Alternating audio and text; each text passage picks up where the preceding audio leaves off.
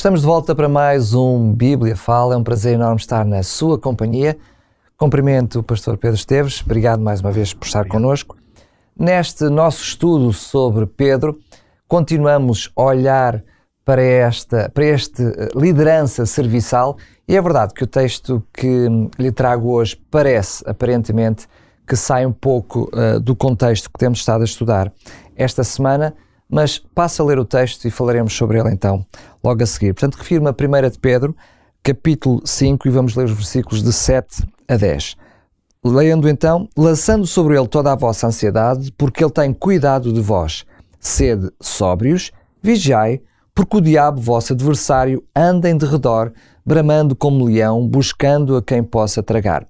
Ao qual resistir firmes na fé, sabendo que as mesmas aflições se cumprem entre os vossos irmãos no mundo.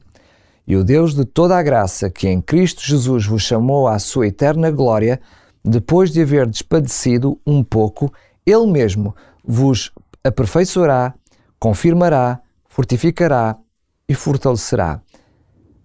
Pedro, é verdade que nos textos anteriores que lemos de Pedro, nós vemos como Deus quer a liderança da sua igreja, como Deus quer que cada um de nós exerça essa liderança, mas sabemos que este leão que está ao derredor, Satanás, quer exatamente o oposto. E ele vai servir de pedra de tropeço a todas as nossas lideranças e, sobretudo, à liderança da igreja, não é? É por isso que Pedro, talvez seja por isso mesmo, que Pedro vai utilizar uma imagem, e tantas vezes os autores da Bíblia, ainda esta semana nos referimos a isso, vão usando ilustrações ou imagens para nos ajudar a compreender a realidade da vida cristã e do relacionamento com Deus. Ele vai usar aqui esta imagem de um leão. É curioso notar que não é a imagem de um cordeiro. Ou seja, quem vem na imagem de um cordeiro é Jesus. Precisamente porque ele optou por esta liderança através do serviço, da entrega, da abnegação, da disponibilidade para sofrer se isso trouxer ao outro salvação, que é talvez uma definição do que é o plano da salvação e do que Jesus veio fazer. Mas quando o apóstolo fala sobre as artimanhas de Satanás, o inimigo de Deus, vai usar um animal que representa o oposto. É um perigo para as ovelhas, não é? Representa um perigo para as ovelhas, representa aquele que com autoridade e poder tenta subjugar os outros, não é? E humilhá-los no fundo, e portanto é exatamente isso, é por essa razão que o leão vai ser usado aqui. É lógico, estamos a falar em termos de imagem. Jesus também é chamado o leão de Judá, querendo representar aí, de facto, a sua grandeza, a sua autoridade. É lógico, portanto estamos a falar em termos de imagem. Nesta imagem, o leão vai ser usado precisamente para ilustrar este conceito de alguém que está em derredor, que quer tragar, que tem poder para isso, por isso é que é assustador. Portanto, não é um gato que anda a tentar tragar, não é? Porque aí já não seria tão... Uma ameaça. Não seria uma ameaça tão significativa. É realmente o animal mais feroz, assim, reconhecido entre os animais, e então o crente precisa de estar muito alerta. Claro que se nós quisermos ligar, desde logo, este conceito ao que temos visto durante esta semana, pois o crente não se pode comportar e agir como se fosse um leão. Esse é um primeiro princípio que tiramos daqui. E tem que estar atento, tem que vigiar, para também não se deixar dominar pelo leão. Precisamente. Por isso, nós vamos ver aqui o apóstolo a usar uma série de conceitos que, segundo ele, serão a chave para conseguir vencer estas artimanhas ardilosas e este trabalho feito.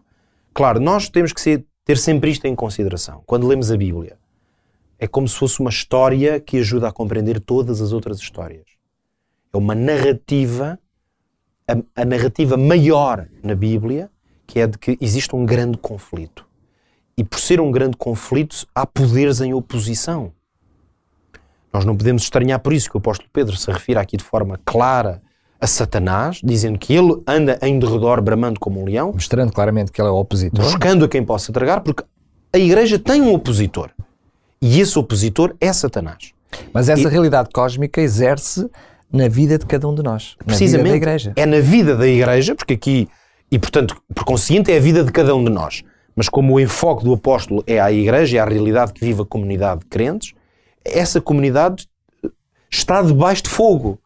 Portanto, esse fogo é uma guerra que está a ser feita. Nós podemos sempre lembrar, nunca é demais ler, por isso eu vou aqui relembrar as palavras que encontramos em Apocalipse, quando em visão profética o apóstolo João recebe da parte de Deus uma compreensão do que é que se passou no céu e de como é que este conflito chega à terra. Por isso, para muitos de nós será relembrar, mas eu vou ler essas palavras. Em Apocalipse 12, a partir do versículo 7, diz claramente que houve guerra no céu. Diz que Miguel, que é Jesus, e os seus anjos batalhavam contra o dragão. E o dragão e os seus anjos batalhavam, mas não prevaleceram, nem mais o seu lugar se achou nos céus. Só que houve um resultado disto, uma consequência. O versículo 9. Foi precipitado o grande dragão, a antiga serpente, que se chama Diabo e Satanás, para não haver dúvidas, e diz que ele engana todo o mundo, e foi precipitado na terra, e os seus anjos foram lançados com ele. Então, esta é uma explicação concreta, de uma realidade cósmica, mas concreta, onde nos é dito precisamente que este leão já tentou bramar e tragar no céu. Simplesmente ali ele não pôde vencer. E também não vai vencer aqui. A sua vitória não será eterna, nem será para ser constante. Embora em muitas pessoas que se deixem tragar, ele vai tendo as suas pequenas vitórias. E que são pequenas, se a compararmos com o que é o universo, mas na vida de cada pessoa são enormes. Essas vitórias podem ter consequências eternas. Por isso, é dentro deste grande conflito e deste contexto mais abrangente que nós temos que entender que o apóstolo nos advirta a nós, ainda hoje, como advertiu a sua igreja, de que há uma ameaça. Essa ameaça é real, tem poder. Mas há uma esperança. É forte. Mas há uma esperança e há a clara possibilidade de vencer essa ameaça. O apóstolo, aliás, vai usar pelo menos 4 expressões que nos ajudam a entender mais ou menos qual é o caminho da vitória. Para não ler o texto outra vez, eu vou só lembrar que o apóstolo fala de 4 coisas. Ser de sóbrios, ser de vigilantes, ser de resistentes, quando diz resistir, e diz sejam firmes. Então nós vemos que estes conceitos estão até bastante interligados com a ideia de que temos de estar atentos, vigilantes, quer dizer, sóbrios, ser inteligentes, estar firmes. Ou seja, a ideia de estar vigilante, ser firme, resistir, é de que não nos podemos distrair nem um pouco. Porque se nos distrairmos, isso poderá ser suficiente para o leão entrar e tragar. É como que se as dificuldades e os desafios, quer numa liderança, quer na vida de um cristão, fossem algo natural. Temos que conviver com ele. Com a ajuda de Deus, temos a certeza que seremos vencedores. Temos que os vencer. Do nosso lado, a garantia da vitória está dada através de Cristo Jesus. Ou seja, não somos nós que vamos lutar diretamente com Satanás e ganhar-lhe a batalha. Mas o que nós podemos fazer para nos apoderarmos da vitória que Jesus já garantiu é isto. E isto ninguém pode fazer por nós. Nem Deus vai fazer por nós. Se eu não estiver vigilante, se eu não for sóbrio, e a palavra sóbrio, que é curiosa, que aparece aqui mesmo no texto original, tem precisamente a ver com a ideia de não estar embriagado. A palavra é usada muito nesse contexto. Ou seja, se eu estiver embriagado, e não é só de álcool, também pode ser de álcool, não é? Mas se eu estiver embriagado com outras coisas, distraído com outras coisas, lá está, que podem até embriagar-me a mente, enganar-me. Portanto, é muito importante a vigilância, a sobriedade, a firmeza. Porque se eu me manter nesse espírito, então a vitória está assegurada. Esta é a esperança que nós temos.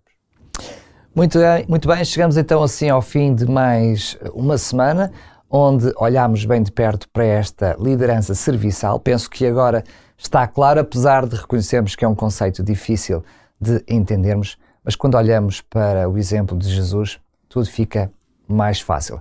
Despedimos-nos com a promessa de estarmos de volta na próxima segunda-feira para mais um Bíblia Fala. Relembro ainda que, para além de poder ouvir, além de nos poder escutar aqui na sua rádio, em radiorcs.pt, e também pode ver este mesmo trabalho, este mesmo Bíblia Fala, em obchannel.pt.